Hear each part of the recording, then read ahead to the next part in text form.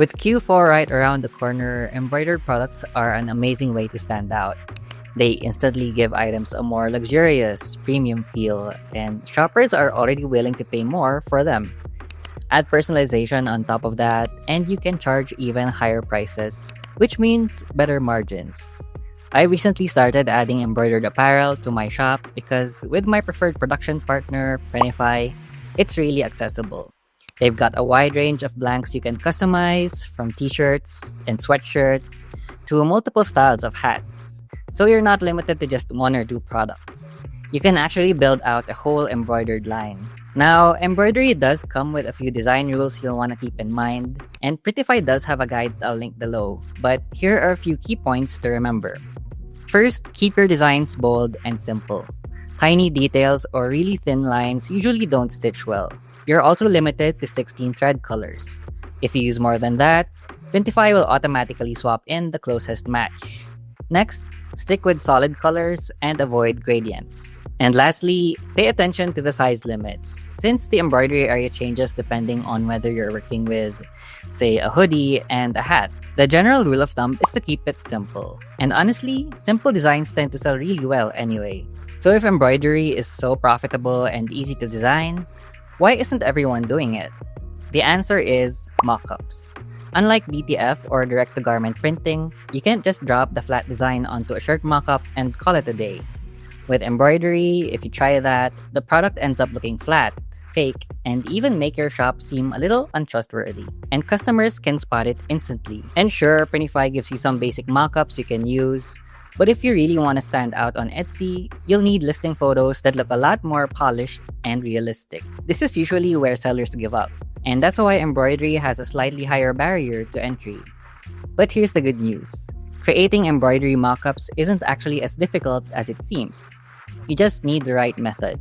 So in this video, I'm going to show you 3 different ways to make embroidery mockups look realistic, starting with a method that's so easy it only takes a few clicks, and ending with a pro-level approach that seems like you ordered a real physical sample. So let's dive in. For the first technique, I will actually be starting on Printify, and I'm here on the Embroidered Products catalog.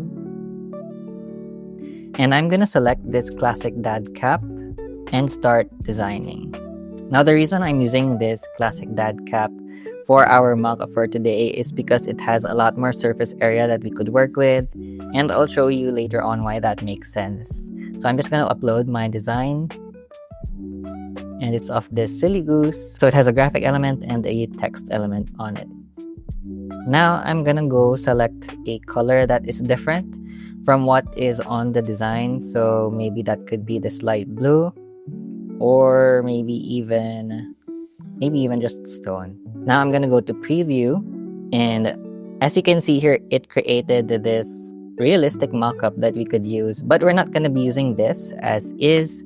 In fact, depending on whatever product you're selling, whether that's a shirt or a hat or a sweater, this is actually what we're gonna be using for our mockup images. And the reason that I used a hat for the base of this mockup is actually because it's a lot more zoomed in compared to if you create the mockup on a shirt or a sweater where it's just a small area on the upper left or middle, wherever you decide to put your design. So this is just for the sake of the mockup. So now I'm just gonna command Control-Shift-4 because I'm on Mac, and I'm gonna take a snapshot of just this section right here. Now the great part about this first technique is it doesn't really matter what tool you're using as long as it has a remove background option. So for today I'm using Kittle, but you could do this on Canva, and I'm just gonna paste it onto our artboard, and I'm gonna click on remove background here on the right side of the page. And that instantly removed the brown background that we had previously, and now this image is ready to paste on our mockup photos. For example, I have this one right here, and I'm just gonna position this silly goose embroidered image onto the shirt. And look at that, it has a lot more texture, and it's a lot more convincing that it is indeed an embroidered product.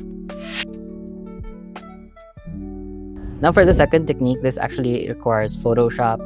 But if you don't have Photoshop, you could actually use a free tool called Photopea. And this is an online browser-based tool, and you can even start immediately using it even without having to create an account.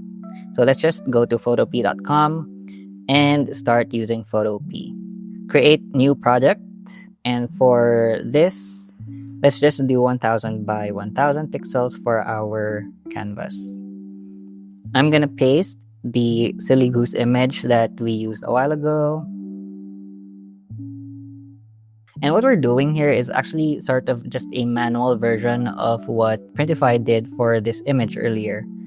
So what I'm gonna do next is I'm gonna search for a texture image of embroidery. And I'm just gonna go to Google Images, and I search embroidery texture, and I'm gonna use this one here by PSD Dude and copy that and paste it onto our Photop canvas. So let's allow permissions for us to paste. And I'm gonna click on transform controls because it's too small for our graphic, and I'm gonna stretch it to cover the whole thing and rotate it horizontally. Now over here on the layers panel on the right side of the page, on my keypad, I'm gonna hold Option or Alt and click on this layer 1. And this texture is now contained by our graphic, but we don't want it to cover the thing, right? So in order to make it look more like a texture, I'm gonna go here to this box here, normal, and click on it. And down here, click on multiply. So as you can see, it now has a sort of textured, threaded feel to it, similar to when it's embroidered.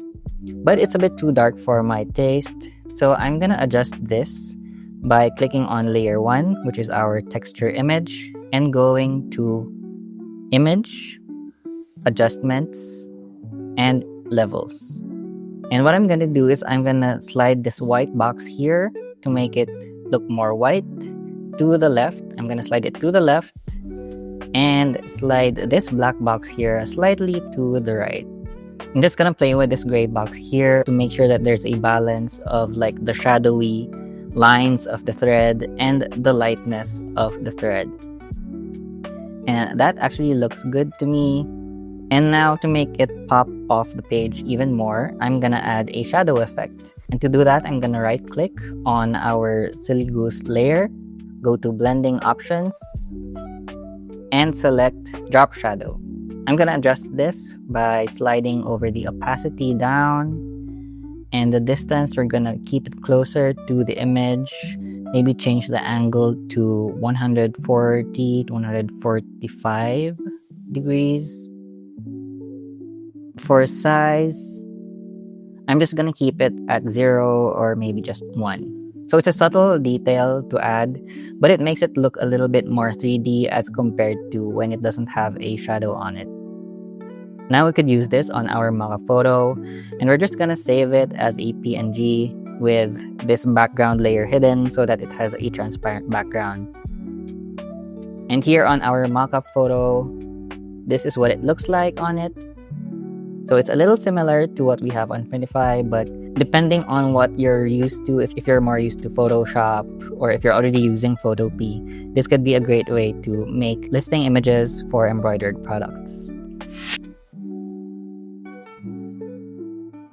Now for this last technique, you actually do need an Adobe Cloud subscription because the program that we're going to be using today is called Adobe Photoshop Beta.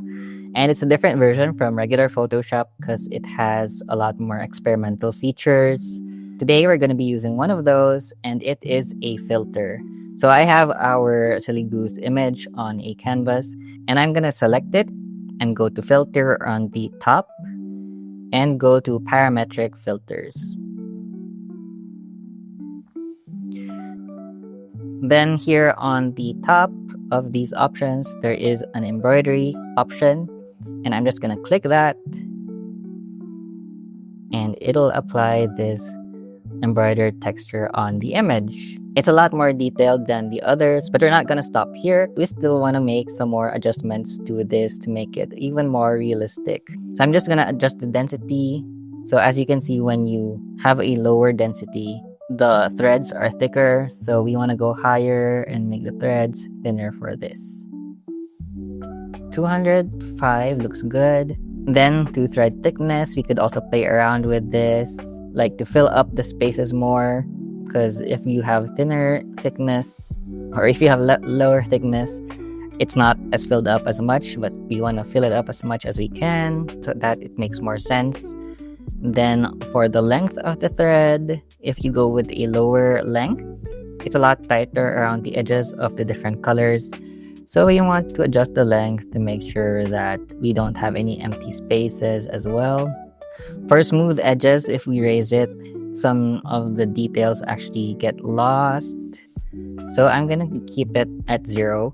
And for imperfections, you could have it at 0 or maybe just a little bit of imperfection like 7.17 or 25. For our embroidery style, it is set to fill. And for our light angle, depending on where the light is on your shirt mockup, you could adjust this. So right now it's at 72 degrees. Maybe I want it at 140. I'm just gonna play with this a little bit more until I'm satisfied with the output.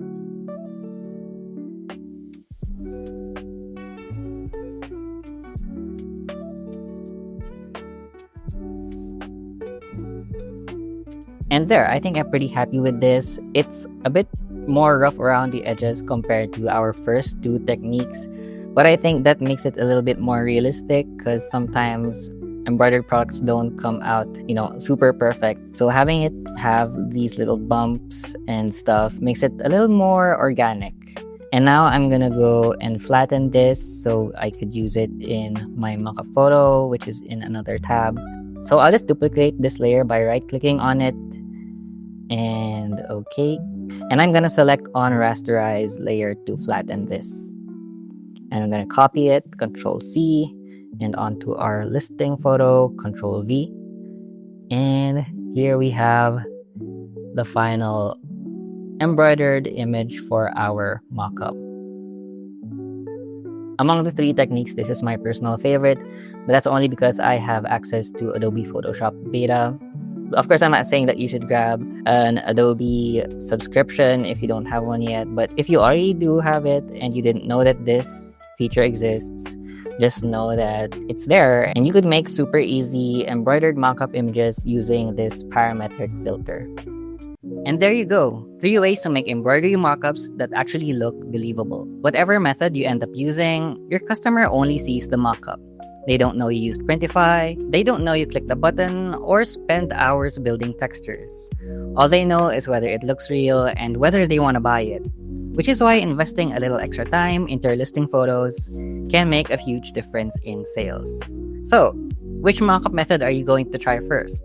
Are you gonna keep it simple, or are you diving into Photoshop? And let me know in the comments if there are other tutorials you'd like me to make. If you found this video helpful, please give it a like. And if you want more tips like this on Etsy, print on demand, and building online income streams, feel free to subscribe so you don't miss the next one. And I'll see you in the next video.